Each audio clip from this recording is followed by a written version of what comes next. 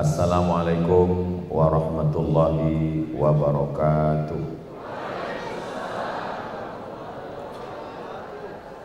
Kalau Tuhan menangkap balang, jangan ditambat di tengah taman.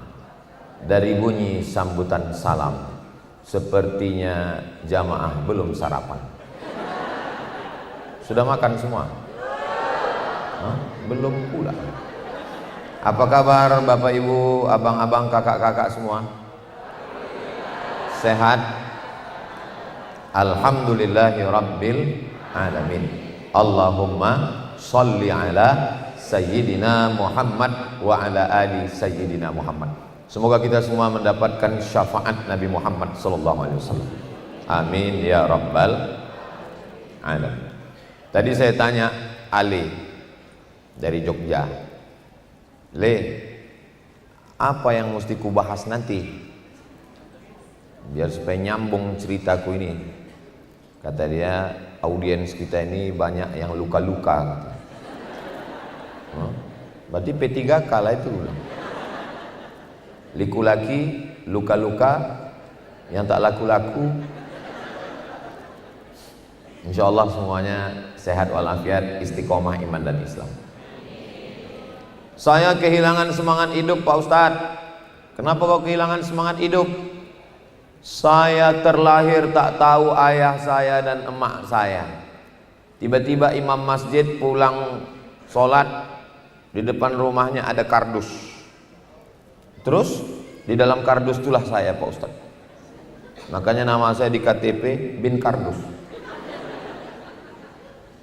Kenapa saya bisa begini? Kawan saya, teman saya, sahabat saya, bapaknya dokter, ibunya polwan, hidupnya enak. Kenapa aku begini? Akhirnya aku hilang semangat karena penuh dengan luka hati, sakit hati, kecewa, tak bisa menerima suratan takdir Pak Ustaz. Kau kenapa? Aku kecewa Pak Ustaz. Sama siapa? Kok bisa aku dilahirkan di lokalisasi? Kenapa aku tidak dilahirkan di istana yang megah cantik? Di mana keadilan Tuhan? Ya mana aku tahu? Kok nanya aku pula? Sejak kapan aku jadi juru bicara Tuhan? Kau kenapa tak semangat? Aku yang mengantar dia ke kampus Pak Ustadz untuk daftar SNMPTN Seleksi Nasional Perguruan Tinggi. Aku yang ngantar ke bimbel untuk belajar. Aku yang nelpon supaya tahajud berdoa malam Pak Ustadz. Aku yang mengajarkan supaya belajar semester 1, 2, 3, semester 6 materi habis, 7 KKN. Ternyata di KKN itulah dia jumpa dengan calonnya yang sekarang. Tak bisa kulupakan Pak Ustaz. Sampai sekarang lewat di kampus itu pun mau mati kurasa Pak Ustaz. Akhirnya aku down sekarang Pak Ustaz. Kira-kira yang saya ceritakan ini ada tak orang macam ini? Wah, ngaku semua orang. Kok kenapa pula? Saya ini Pak Ustadz kecewa tentang masa depan. Orang kecewa masa lalu, dia masa depan pula.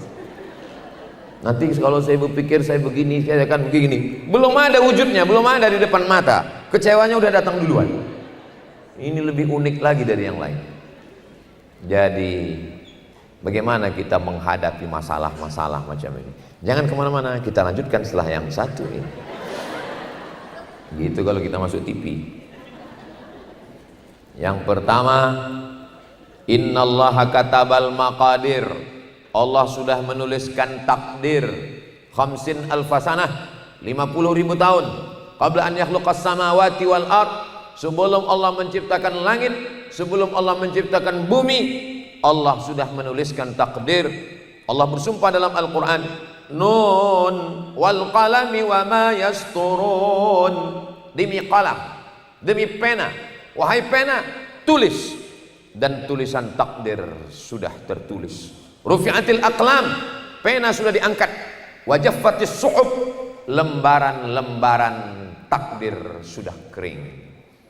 Itulah yang bisa menghapus luka hati dan pikiran kita. Bahwa kau dilahirkan di lokalisasi, mak kau bukan seorang perempuan yang baik, ayah kau pun tak jelas, itu sudah takdir Allah Subhanahu wa ta'ala. Hidup ini, kata Syekh Muhammad Said Ramadan Al-Buti, meninggal syahid di Damaskus, Suriah. Al-insan bainal musayyar wal mukhayyar. Manusia ini antara terpaksa dan memilih. Memang dalam beberapa hal kita terpaksa, tapi dalam beberapa hal kita memilih. Siapa pula nelpon jam-jam segini?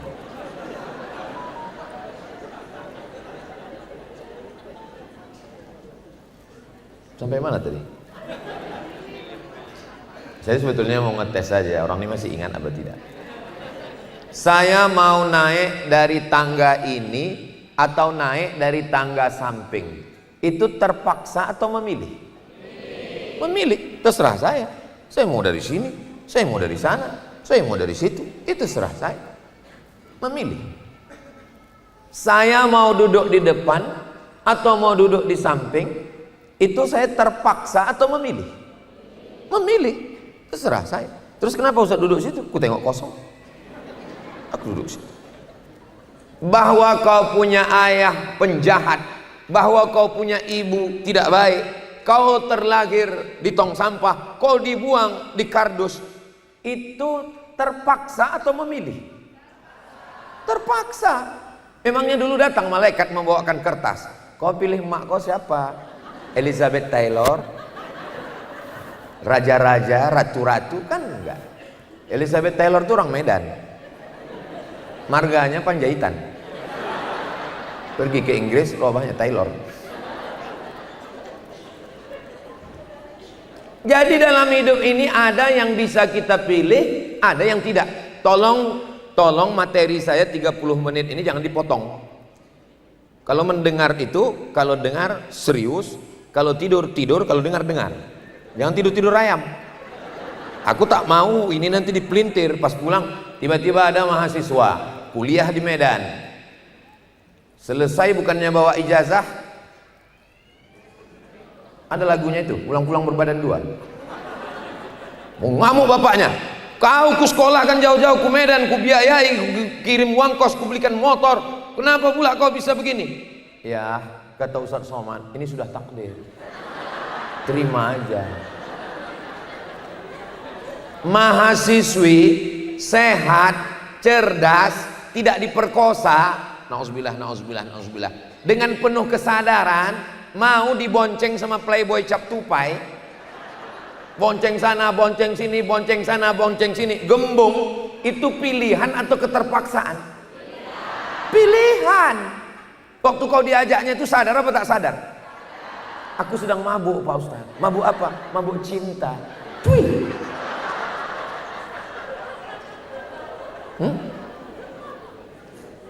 Ini kalau ada orang-orang model begini, ini diantukkan kepalanya ke tiang tol. Saudaraku yang dimuliakan Allah Subhanahu wa taala, ayah kita, emak kita, itu kita yang milih atau Allah yang memilihkan? Allah yang milihkan. Maka kunci yang pertama adalah yakini bahwa ini adalah takdir yang sudah ditetapkan Allah Subhanahu wa taala.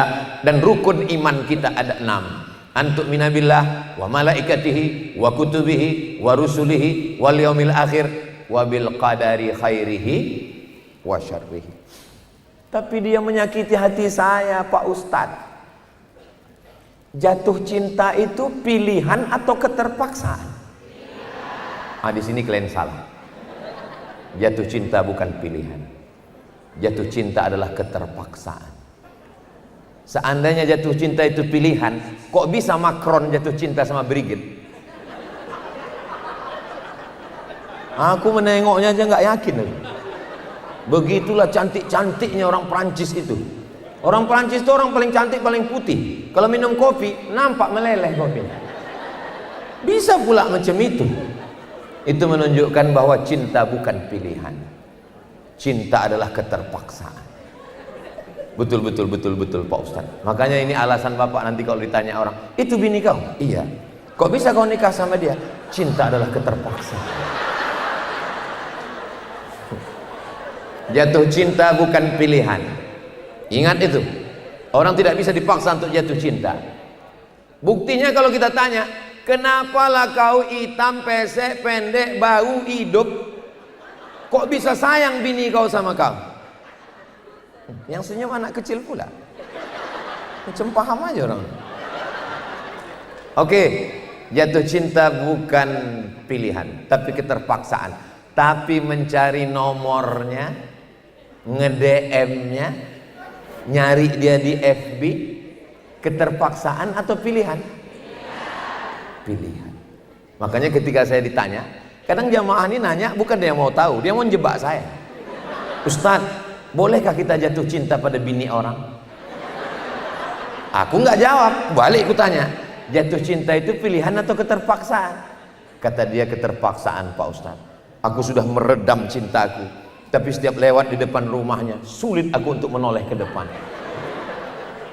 Jangankan wajahnya Pak Ustaz, jemurannya aja aku tengok sehat hatiku Pak Ustaz.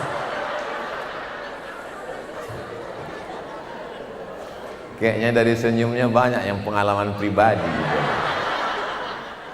Ketika kau jatuh cinta itu adalah keterpaksaan. Tapi ketika kau mencari-cari FB-nya apa, IG-nya apa, TikTok-nya apa, itu pilihan atau keterpaksaan?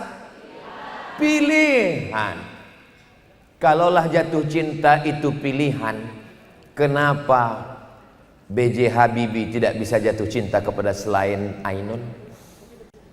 Kalaulah cinta itu pilihan, kenapa Zainuddin tak bisa berpindah hati ke lain Hayati? Pantang pisang berbuah dua kali Hayati. Begitulah perempuan.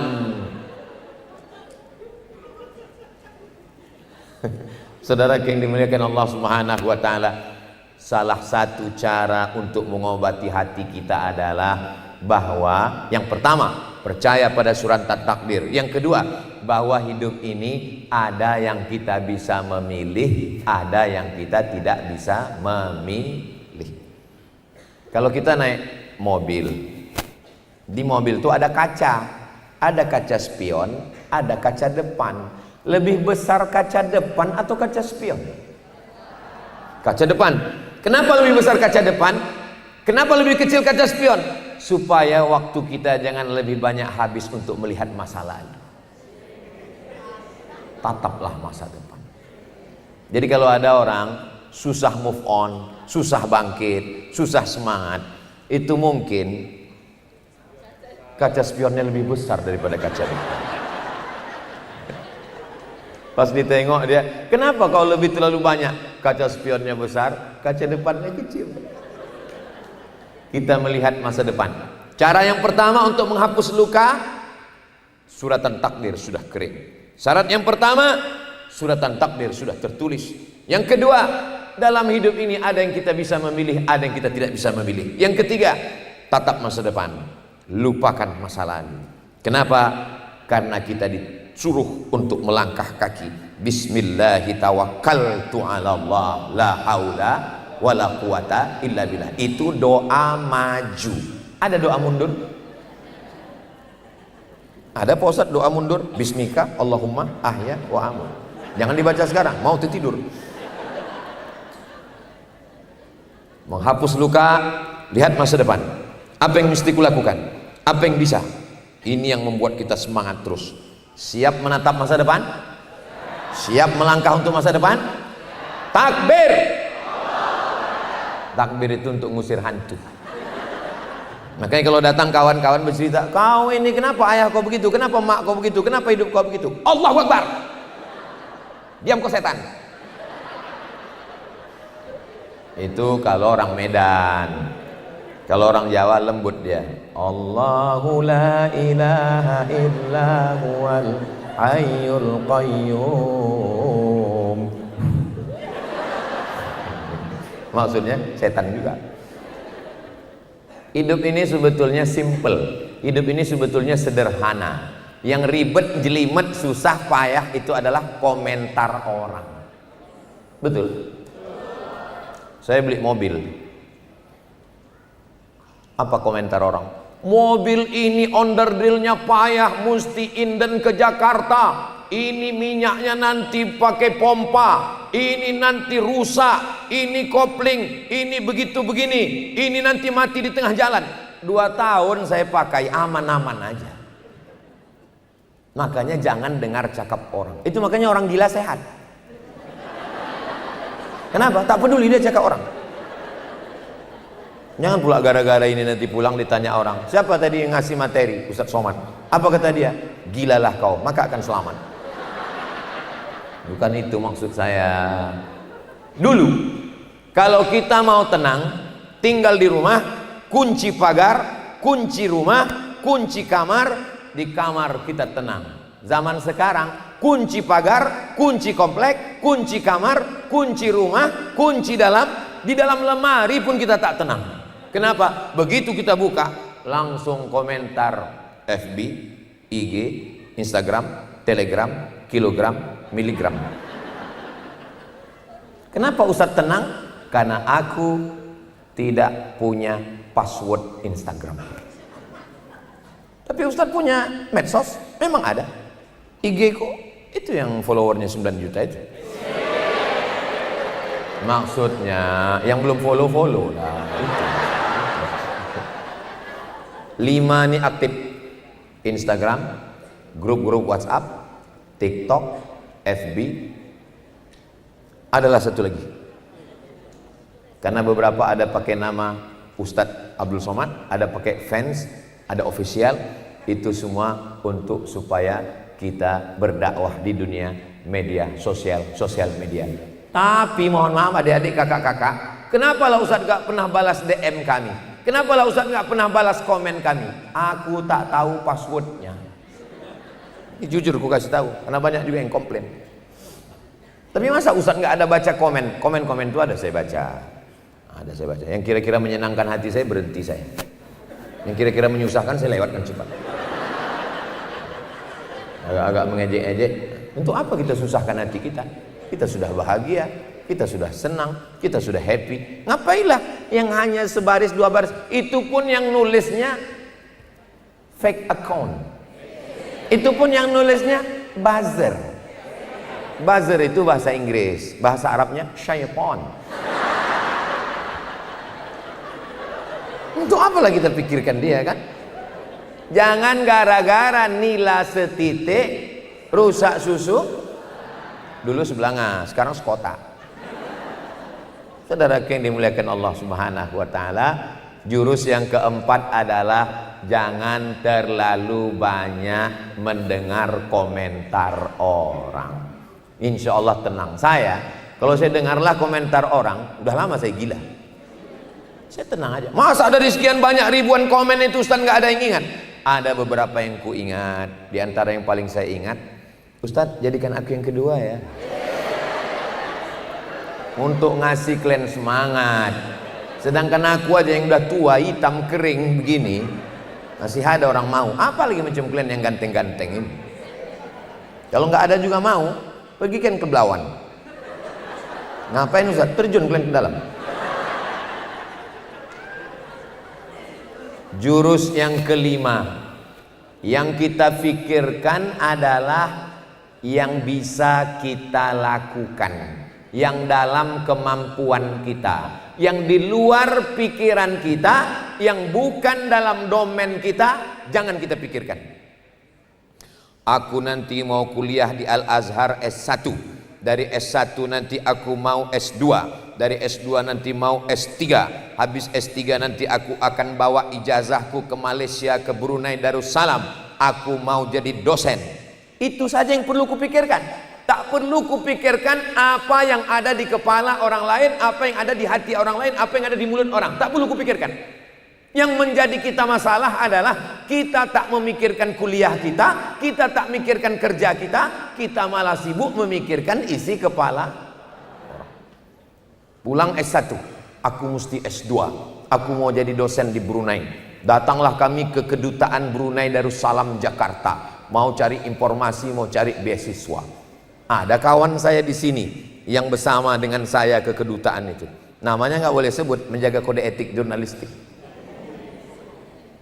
Ada orangnya di sini, saksi sejarah. Siapa dia? Kalian carilah sendiri.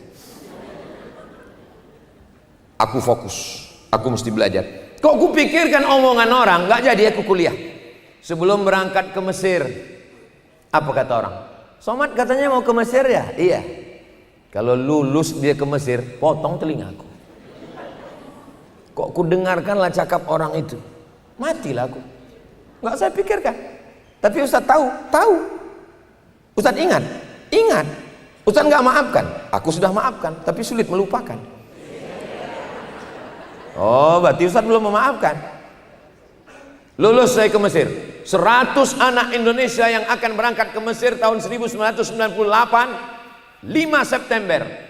Salah satu yang lulus dari Sabang sampai Papua, 100 anak Indonesia yang lulus itu namanya Abdul Somad. Ini orang. Ini bukan Ustaz ece-ece. Kalian pikir ini kaleng-kaleng? Kalian pikir ini kaleng kongguan yang isinya rengginang? Dah, berangkat ke Mesir. Sampai di Mesir apa kata orang? Alah, kuliah di Mesir itu masuknya aja senang, tamatnya nanti. Tengoklah kalau tamat Somad itu kuliah, potong sebelah. Berangkat 98, 2002 pulang. Saya selesaikan S1 saya 3 tahun 10 bulan. Sampai ke Mesir September, selesai bulan Juli. 3 tahun 10 bulan selesai. Datang tetangga tuh ke rumah saya. Kok cepat kali tamat? Orang kampung saya 10 tahun baru selesai. Kau baru 3 tahun 10 bulan kau udah selesai. Dalam hati saya, iyalah dia kan bodoh. Cuman gak kucakapkan dalam hati. Aku pula mau kau lawan. Dah selesai. Datang tamu satu lagi. Iya, memang Somad itu tamat S1, tapi sayangnya dari Kairo. Coba kalau dari Madinah. Somad itu dari mana? Dari Mesir. Itu kan tempat Fir'aun. Kalau bodoh aja, jangan diumumkan. Imam Lais bin Sa'ad dari mana? Dari Mesir. Kana laisu afqahu min Malik, kata Imam Syafi'i. Imam Lais lebih alim daripada Imam Malik. Dari Mesir. Imam Syafi'i dari mana? Di Mesir makamnya. Panjang umur sehat badan, nanti kita ke Mesir ziarah ke makam Imam Syafi'i insyaallah. Ongkos tanggung masing-masing. Universitas Islam Madinah tidak berdiri kalau tidak ada ulama-ulama besar Al-Azhar Kairo Mesir. Yang menjadi ketua jurusan tafsir hadis di Madinah Syekh Muhammad Said Tantawi, Grand Syekh Syekhul Azhar. Yang menjadi guru besar tafsir di Ummul Qura di Makkah, waktu itu namanya King Abdul Aziz University, Syekh Muhammad Mutawalli Asy-Sy'rawi, Syekh Muhammad Al-Ghazali. Universitas tertua di dunia adalah Al-Azhar. Tapi kalau kita sampaikan itu, dia pun tak paham. Dia hanya mau ngejek untuk mengejek, mencaci maki, mensumpah serapah kita. Ngapailah kita lawan? Nampak bodoh kita. Jangan mendebat orang jahil. Dia nampak pintar, kita nampak pauk. Ada lagi di atas pauk? Ada, longor. Betul apa tidak? Pasti nanti di komen-komen YouTube orang tanya, Ustadz, pauk itu apa? Kata dia. Kalau longor Pak Ustadz itu abangnya.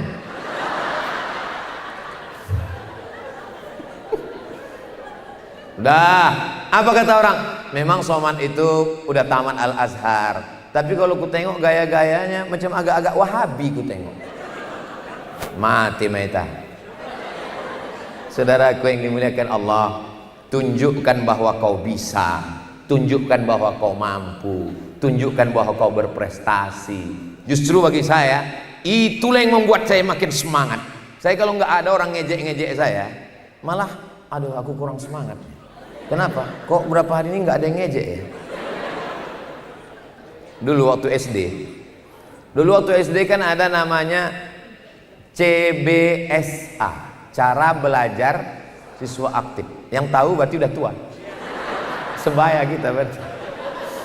Padahal kata Ustadz Alif, Ustadz Somad, nanti acara kita di Medan itu kita buat di hotel. Itu yang acara yang datang itu nanti adalah anak-anak milenial gitu. Pas ku tengok kolonial.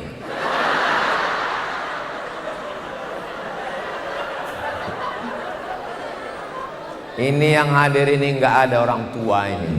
Ini yang hadir ini adalah anak-anak muda yang terjebak di tubuh yang tua. Casingnya aja tua ini. Isinya anak-anak semua ini. Dulu waktu saya SD, begendanglah orang itu tepuk tangan di meja itu. Apa nyanyinya? Somat miskin, somat miskin. Ada 2 orang. Jadi saya kumpulkan di hotel, saya undang reuni SD. Yang 2 itu tak datang. Padahal niat saya mau nunjukkan ke dia. Udah saya setel pakai mobil mahal, padahal punya panitia. Aku udah mau turun aku nanti. Aku tengok nggak ada pula dia. Tunjukkan bahwa kau hebat, tunjukkan bahwa kau berprestasi, tunjukkan bahwa kau layak untuk dimuliakan, tunjukkan bahwa mereka menyesal tidak mendapatkan. Begitu. Ustadz, waktu sudah habis.